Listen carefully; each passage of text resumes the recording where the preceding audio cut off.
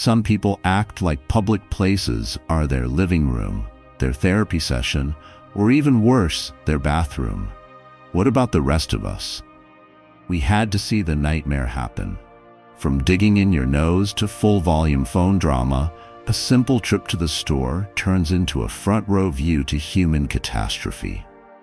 But here's the truth. How people act in public shows how they are disciplined in private. The Stoics thought that self-control is most obvious when no one is watching, or in this case, when everyone is. So today, we're going to tell you the 10 things you should never do in public. Not because we're criticizing, but because Marcus Aurelius is shaking his head in the corner. Number 1. Nose mining operations.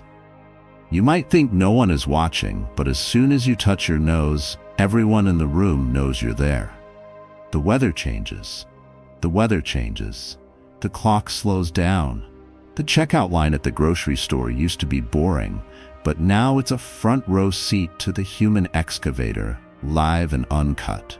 And for some reason, these nose miners never seem to notice how uncomfortable everyone else is. They keep going, with their eyes half closed in concentration, as if they are trying to figure out a secret message in their own nose. It's not a cough, it's not an itch, it's a planned dig, a deep twist, and then the hardest part, the inspection. The careful lift of the finger, the squint, the slight inclination of the head, and then what happens to the slight head tilt, and then the inspection. They take a look at it, all the time, as if they've just found a rare biological specimen. In their eyes, there is a moment of quiet pride, as if to say, "Look what I found in the depths." And then things become worse. They flip it, up into the air, on the floor, up against the wall, somewhere weird, somewhere sad. That snot has now become a part of civilization. It has come to us without anyone's permission. Now, picture Marcus Aurelius standing close and watching this ceremony in silence. The man led armies, wrote one of the most important intellectual works in history, and now he's watching an adult throw trash into the air like it's confetti. Even he would lose his temper. "Don't waste any more time arguing about what a good man should be," he wrote once. "Be one. And I promise you that being one doesn't mean throwing mucus bombs in a packed elevator." And let's talk about how much confidence it takes to do this in public. This isn't a quick massage of the nose or a subtle dab with a tissue. It's full-on digging, deep in the knuckles. It looks like they're attempting to scratch an itch in their head. Epictetus taught people to have self-control, respect for themselves, and most importantly, to be conscious of what they were doing. He wouldn't simply give you a tissue if he were here. He'd give you a copy of the Enchiridion with the pages marked with boogers. There is something holy about being able to control yourself. About realizing that just because you can do something doesn't mean you should. Stoicism is the art of being disciplined in everyday life. A good place to start is to keep your hands off your face while you wait in line for a sandwich. Your nose is not a toy. You don't have to hit it in public to see what's within. So here's a crazy thought. Wait. Wait till you're by yourself, have a tissue, and are out of sight of innocent people. Be careful not to hurt anyone else in the room's feelings. If you're not appalled by what you've done, don't worry. The rest of us are. Number 2, turning your phone into a megaphone. Yelling into your phone on speaker in the midst of a restaurant is the best way to show that you have main character syndrome. "No, Tiffany," I informed him. "If you cheat on Becky again, I'm gonna key your car." Well done. Everyone knows about your relationship problems, where you live, how your best buddy isn't faithful, and how you still haven't gotten over prom night 2014. You turned a calm public space into a live show of the Real Housewives of Who Asked You, and no one in the crowd even clapped. Be quiet, or let your words mean more than silence. said Marcus Aurelius. If you say, "I still have the screenshots," your comments definitely aren't worth more than quiet. Wear headphones. Even better, employ quiet. People will reveal the most private, unvarnished, and emotionally unstable things at full volume, as if they were recording a podcast episode called Oversharing and Overreacting. It appears like the loudspeaker is a magic shield. When it's on, the person forgets they're at a cafe, on a train, or sitting 3 inches away from someone who simply wanted to drink their coffee without hearing about someone else's rash divorce or court date. Epictetus would be confused. He talked a lot about keeping your inner peace, protecting your feelings like a fortress, and not letting outside things control you. But here we are, controlled by the speakerphone like it's a golden oracle. And what do these calls say? Always anything hard. It's never, "Hey, I'm just checking to see if you need anything from the store." No. It's like, "I told that guy that if he wants to act single, I will too. And tell your mom that she still owes me money for Christmas." All of this, like a spiritual foghorn of dysfunction, was sent into the air. It's hard to meditate, work, or simply think while someone is ranting over their ex's new girlfriend's dog's Instagram profile. There needs to be some etiquette in public places. You wouldn't walk into a temple, a library, or a funeral and shout about your cousin's boyfriend's baby mama's weave. But the vegetable aisle is apparently okay. The facial emotions make it much worse. The overdramatic eye rolls, the mocking head nods, and the pauses that make people want to react, even though no one asked for this performance. They stop and say, "Can you believe he did that?" And I'm sitting there thinking, I don't know you. I don't even know what he did. All I want to do is buy lettuce.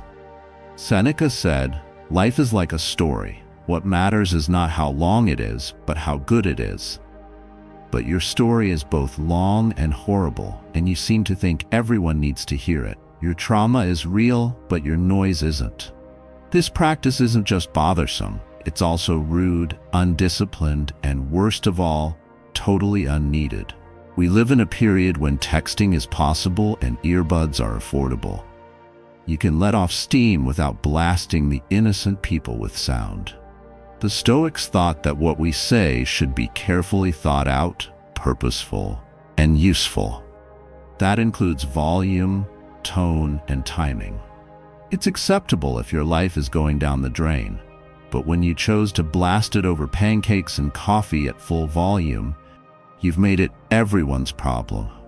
Your radio station, your confessional booth, or your courthouse are not public spaces. So, do yourself a favor and only use the speakerphone when you really need to, like when you're having a fight with customer service in private, or when you're having a dramatic scene in your own living room. And what about everything else? Silence is really golden.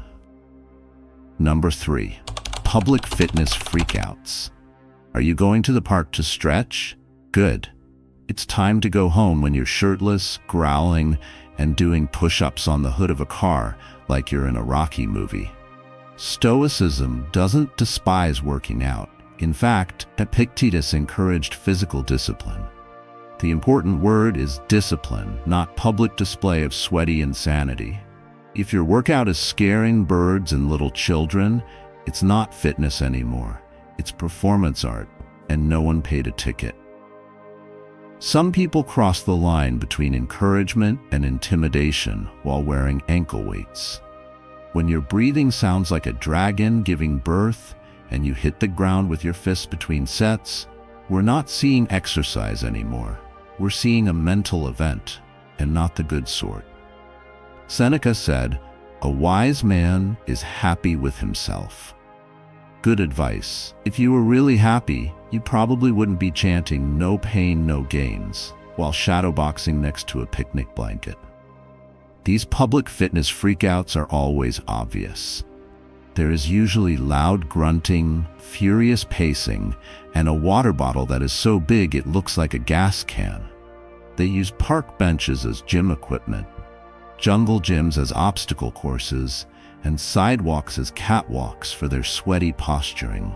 They act like you're the lazy one, and everyone else is a modern-day stoic warrior getting ready for a fight that you don't understand. But let's be honest. No one needs to witness you run 5 meters at a time without a shirt on while yelling at your AirPods. Epictetus didn't tell us how to take over parks. He told us how to control ourselves. There is also the problem of invading space. These people act like the whole region is their own personal boot camp. You're attempting to relax under a tree when all of a sudden you have to dodge medicine balls or surprise burpees. A man lunges at you in a threatening way, and you don't know if you should run or clap. He is sweating a lot, his veins are bulging, and he is shrieking, "You got this!" to no one in particular. You're caught in the front row without permission for a one-man motivational lecture. He also worked up his body by riding with soldiers, training in armor, and putting up with discomfort. But he also knew not to throw himself into bushes in front of old couples. He knew that power comes from moderation and intention. He stated, "The best way to get back at someone is to not be like them." And if the injury is making the park feel like your own UFC arena, the best thing to do is to keep cool, stay quiet, and maybe just do yoga like a normal person. So if you want to go full beast mode in a public space, ask yourself, is this helping anyone? Is this really needed? Will security tackle me for this? Yes. Push yourself. Sure, you should push your limitations, but don't do it while you're hanging upside down from a tree branch in your underwear. Remember that working out in public is okay, but freaking out in public is not a way to control yourself. According to the Stoics, power came from inside, not from counting loudly, grunting like an animal, or flexing at squirrels. Number 4, PDA that requires parental guidance. Come on, we all want a little love, a handhold, a kiss that is lovely. But there is a line, and some of you jump over it like Olympians. You need to stop if your public makeout session looks like 2 squids fighting in slow motion. Right now, Seneca remarked, "The most unhappy man is the one who never has to deal with problems, because he isn't allowed to prove himself." What is the true problem? Trying to eat a sandwich while 2 people wrestle with their tongues on the table. Show that you are classy by maintaining it that way. The problem isn't love. Love is a beautiful thing. What you're doing in the corner booth of a family-friendly cafe isn't love. It's oral entanglement. Most of the time, romance sequences in movies fade to black. No one wants to witness how your passion works up close, especially not with sound effects. The hitting, the breathing, the jaw slowly coming off. It doesn't feel like a Nicholas Sparks moment. It feels more like a scary scenario with bad dancing. You don't seem romantic.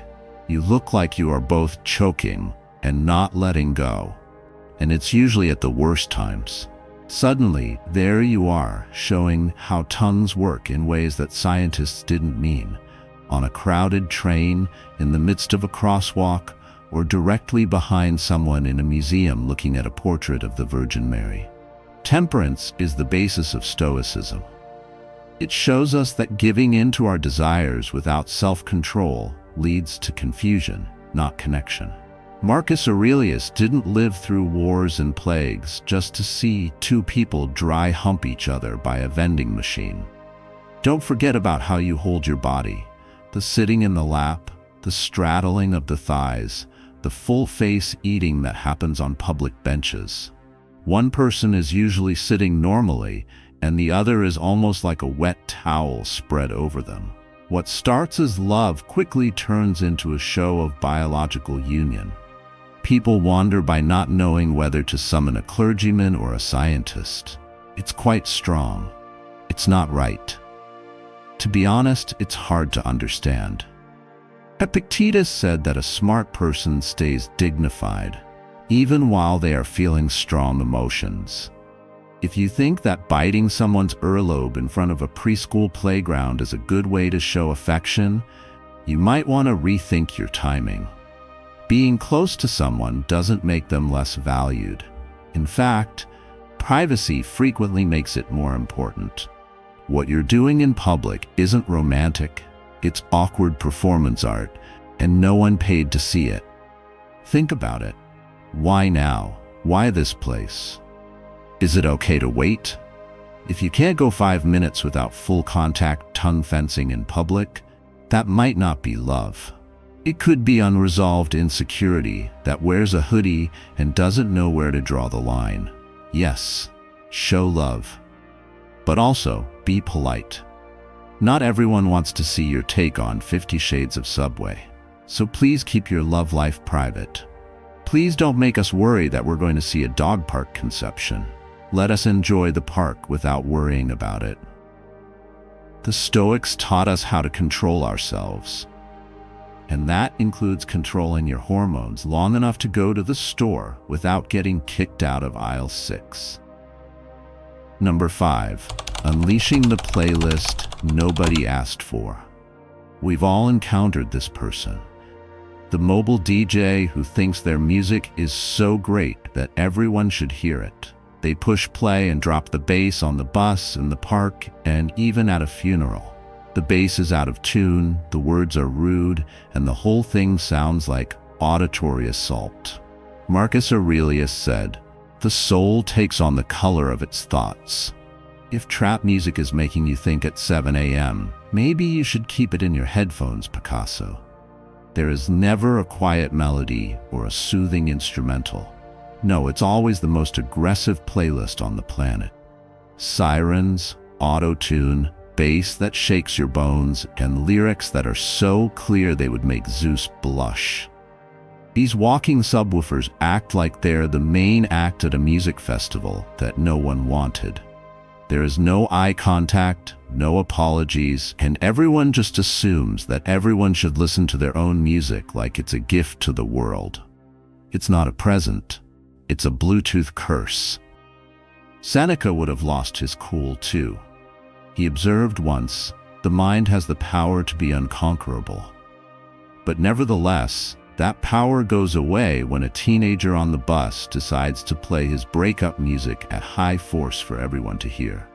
Seneca urged people to look for peace. Instead, we get rhythmic anguish from someone whose Spotify history should be in a criminal report. Let's discuss about places. Who thought that the silent car on a train would be a great place for EDM? Why is there a trap remix playing through the trees on every tranquil nature route now? And who in their right mind thinks that bass drops and swearing voices are appropriate in a hospital waiting room? There is a time and a place for music. But if individuals around you are clearly flinching or taking off their hearing aids out of fear, you've gone too far. What's worse is that some DJs are proud of what they do in public, as if they are sharing a deep experience. We should thank them. They act like they've come to save us from peace because the world has been quiet for too long. Epictetus would call this what it is: ego. The urge to be heard even when you have nothing to offer. He said, "A man can't learn what he thinks he already knows." And these people clearly think that noise and confusion are the best ways to improve the mood of the population. There is a reason for headphones. They are lovely, classy gadgets made to keep your music safe. Not everyone wants to listen to your exercise music while they wait for their dentist. While walking their dog, not everyone wants to learn new curse words. Not everyone wants to feel like they're at a rave inside a microwave when your phone's bass makes their chest tremble. Don't let anyone else hear your music.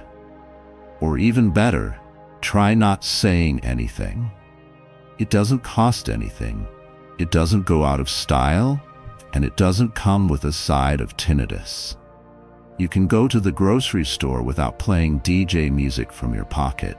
Just like Marcus Aurelius could walk across Rome without blasting flute solos from his shoulder. Stoicism tells us to think about how our presence impacts other people. So please be polite, be careful, and keep your playlist where it belongs, in your ears, not ours. Number 6, turning the restroom into a salon. Some people go into a public bathroom and turn it into a backstage dressing room during Paris Fashion Week. You can curl your hair, spray your face, put on deodorant again, floss, pluck your eyebrows, and more. Seneca taught us about being vain, but I guess you didn't receive the message while you were performing your skincare next to a strange puddle. The bathroom is not a place to make things better.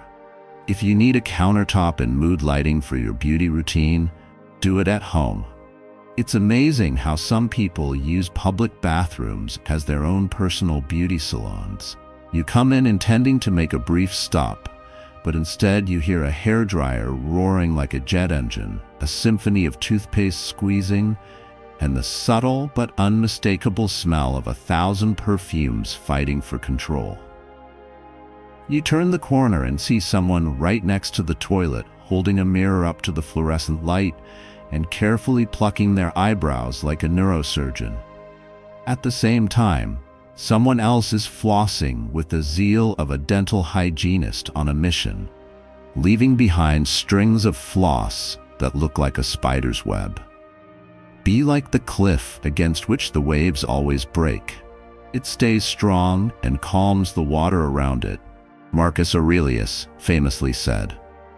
It's hard to accomplish that when the restroom stall next to you sounds like a beauty contest practice, though. Stoicism says that you should be moderate and be able to control your superfluous wants and distractions. But it looks like some people care more about looking beautiful all the time than about respecting other people who are in the same environment. And it's not just the noise and show, it's the amount of time it takes. Public restrooms are not meant for long makeovers. They are meant for quick respite. Still, you'll see some folks camped out for 10, 15, or even 20 minutes, blocking access to sinks and bathrooms as they go through full-blown changes. People who are waiting have to deal with their bladders and their patience while seeing someone who looks like they're getting ready for a red carpet event instead of washing their hands. The main reason we go to the bathroom is for cleanliness. Therefore, let's not forget that. When the mirror is foggy with foundation, the counter is covered with lipstick, and the floor is sticky with spilled lotions, it makes you wonder if grooming in public is really helping or just making things worse. Seneca said, "Every new beginning comes from the end of another beginning." It's time to put an end to the era of restroom salons and start a new chapter in how to behave in the bathroom. That's great if your regimen needs a lot of products, changes in lighting, and focused work. Just take it home. Your family and roommates will like the peace and quiet, the privacy, and the fact that the bathroom floor won't appear like a beauty supply store erupted. And everyone else will be grateful that you let the public restroom stay what it is, a place to get quick, required relief, not a stage for your skincare routines. So the next time you want to use the curling iron or pull out the eyebrow tweezers, think of what the Stoics said about self-control and respect. Don't use the salon in the bathroom. Use it in the bedroom. Dignity isn't just about how you look. It's also about how you act when no one is watching, or in this case, when a dozen strangers are waiting behind you with mounting desperation. Number 7, vlogging like the apocalypse is coming. Yes, you're making your brand stronger. Yes, you are just spreading positivity. But if you're blocking an aisle at a grocery store and yelling into your phone about 5 morning habits that changed your life, you're not a guru, you're a danger. Epictetus told us, Don't explain your philosophy, live it. So maybe you should represent calm and minimal disruption by capturing your 4 a.m. miracle routine somewhere that doesn't entail folks trying to get to the cereal rack. There is definitely something magical about vlogging. When you share your views, your journey, and your wisdom, it's like letting the world into your own world. But some people act like every public space is their own studio. Now that quiet cafe is a stage, and you're giving a Broadway-worthy monologue. You are telling your stories so loudly and dramatically that others who are just passing by might think that the zombie apocalypse is happening, or at least a really intense infomercial. It's not only the noise, it's also the show. Setting up lighting, changing angles, stopping traffic, and saying things like, "Hey, beautiful souls," like you're hosting a late-night talk show. Customers stumble into you.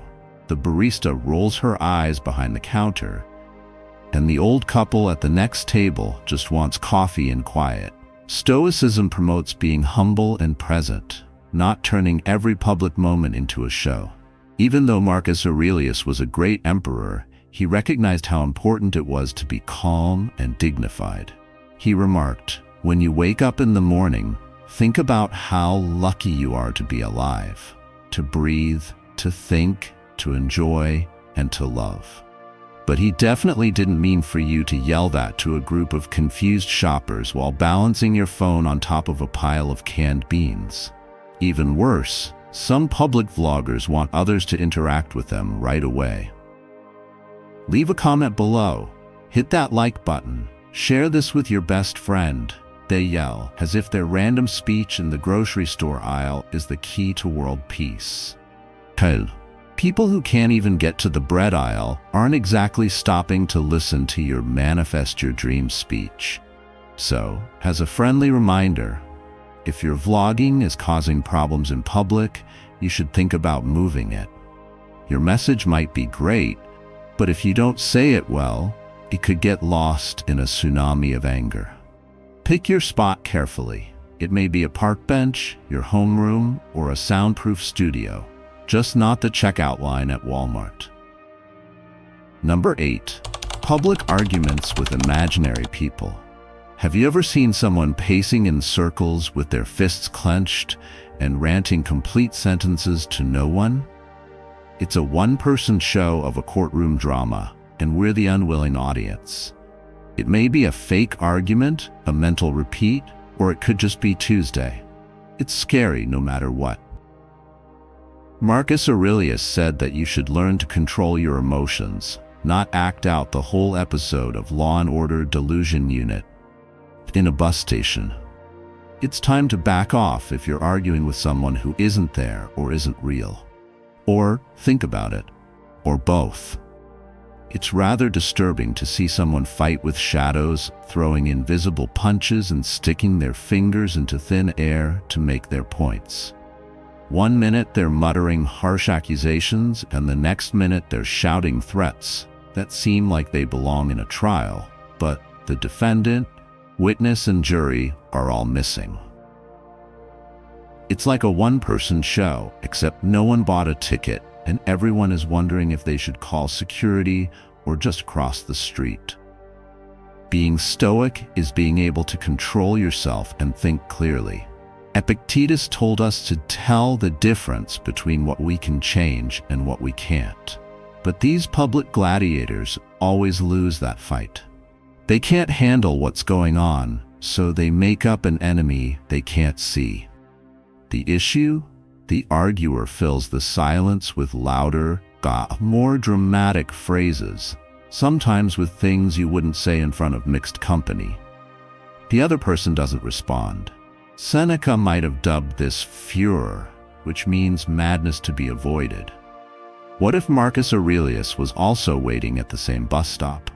He would probably watch the storm calmly and remind himself, it's not what happens to you, but how you react to it that matters.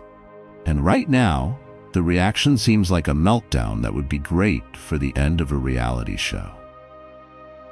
There's no winner here, only mayhem, bewilderment, and a gathering throng wondering if there's an unseen microphone or if this is just a free-for-all. It's time to stop when you notice yourself practicing angry speeches or arguing with ghosts. To take a breath. To take a step back and think. You may try meditating, writing in a notebook, or calling a buddy who is genuine and can help you deal with your problems instead of the fictitious enemy who is clearly winning by not being there. The world doesn't need to see your internal fights played over and over in public. It needs you to be calm, there, and grounded. So, if you want to show off your private courtroom drama in public, remember that Stoicism is about controlling your emotions, not putting on a show. If nothing else works, chat to me in the comments instead. I'll at least listen without judging. Number 9. Live commentary in movie theaters. Some individuals assume that when they watch a movie, they have to talk about every plot twist, give their opinion, and ask questions such, "Why would she go in there?" as if they were in the writer's room. Here's a bombshell of a truth. No one paid to listen to you. Epictetus said, "We have 2 ears and 1 mouth, so we can listen more than we talk." So go ahead and do it. Stop talking about why the villain's reason is weak and let everyone enjoy the movie without your TED Talk. It's strange that some people feel the need to talk during movies, making a communal experience into a one-man podcast that no one else wants to listen to. While the hero is in danger on screen, you are talking about narrative holes, casting choices, and how you would have done it better such that 5 rows can hear you. You aren't making people laugh with the movie, you're making them cringe with your unwanted analysis. Seneca said, "Silence is a lesson learned through life's many sufferings." But these critics who put themselves in charge see silence as the enemy and fill every calm moment with comments that could be the subject of an academic lecture.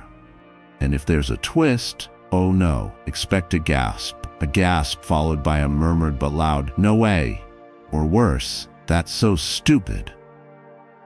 Everyone in the theater now agrees with you, whether they want to or not. Then the questions come. Why did he do that? Who is that guy again? Wait, wasn't she supposed to be dead? We understand. Movies can be hard to understand at times. But the theater isn't your study group. Write down any questions you have and ask your pals after the credits roll. Not live, not during the climax, and definitely not when everyone is holding their breath. Marcus Aurelius recognized how powerful it was to be patient and watch. He added, "If someone can show me that what I think or do is wrong, I will gladly change because I want to know the truth. But if that person is stopping the story every 5 minutes to give you feedback, you're not looking for the truth. You're looking for attention." The theater is a holy place for telling stories, getting lost in them, and sharing experiences. It's not just disrespectful to interrupt it with your continued monologue. It's also selfish. Because you couldn't keep your thoughts to yourself, you're taking away the potential for others to feel affected, startled, or afraid. So the next time you want to talk about the movie while it's playing, be like a Stoic. Listen more, talk less, and keep your comments for the lobby. Believe me, the popcorn will taste better if you don't talk. Number 10. Public grooming nightmares. And last but not least, the worst crime in public, grooming yourself in public places. Trimming your toenails on a train, flossing in a coffee shop, squeezing zits on a park bench. These are not just bad manners, they are abuses of human rights. Seneca would be quite upset. He thought that self-respect and inner attractiveness were more important than scraping dead skin off your heels in front of a playground. Good hygiene. Like a caveman at a food court? Not really. The need to groom oneself is something really basic, like an instinct that has been around since the beginning of time. There is also an underlying social contract that states, we'll all take care of ourselves, but please don't do it in the middle of the quinoa aisle. Some people, on the other hand, act like public places are their own personal grooming salons, without caring if everyone else is horrified and uncomfortable. The sound of nail clippers clicking on the subway, the sight of someone calmly popping a pimple as if they were watching a tutorial, and the faint but definite smell of foot spray coming through the bus are all times when we have to be polite. The most Stoic person, Marcus Aurelius, stressed the importance of dignity and controlling one's basic urges. He said, "Stop arguing about what a good man should be one. But when you pick at dead skin or floss your teeth in public, you're quietly saying that your comfort is more important than everyone else's. And that's not dignified. It's rude and poorly timed." People who groom in public can also make strangers physically back away. Parents draw their kids closer, people on the bus go to different seats, and people who aren't involved avoid eye contact like they're seeing a biohazard. It's not so much about vanity as it is about hygiene theater gone bad. If you're going to take care of yourself, do it with respect, not like you're trying out for a survival reality show at a mall. Seneca said, "The greatest wealth is a lack of desires." But here, desires run wild. The urge to appear nice, feel clean, or just get through the day. The Stoics would tell you to put that desire at the right time and place. You should keep your hands on your grooming items, but not on public benches or bus seats. Keeping your personal routines to yourself is the best way to protect your dignity and hygiene. So the next time you want to clip, floss, pop, or scratch in public, stop and ask yourself, would Marcus Aurelius do this? If the answer is no, as it probably is, then wait till you're alone. Your future self, the people you ride with, and Seneca himself will all be grateful. Real self-respect is at its best when it's quiet, private, and kind, not when it's loudly cutting across aisle 7. Respect is more important than merely following the rules when you're in public. For other people, for you. Because we all live in this world, and maybe we should try not to mess it up for each other. The Stoics weren't killjoys. They weren't machines who didn't feel joy. They thought that being conscious, having self-control, and acting thoughtfully made life better for everyone, not just you. So let's take a lesson from them. Stop flossing. Turn down the sound. Kiss only a little bit. And for Marcus's sake, please don't put your fingers in your nose. If you liked this video, click the thumbs up button. If you've seen or done something horrible in public, please share it in the comments. Now is the time to subscribe if you haven't already, because the next video could be about you.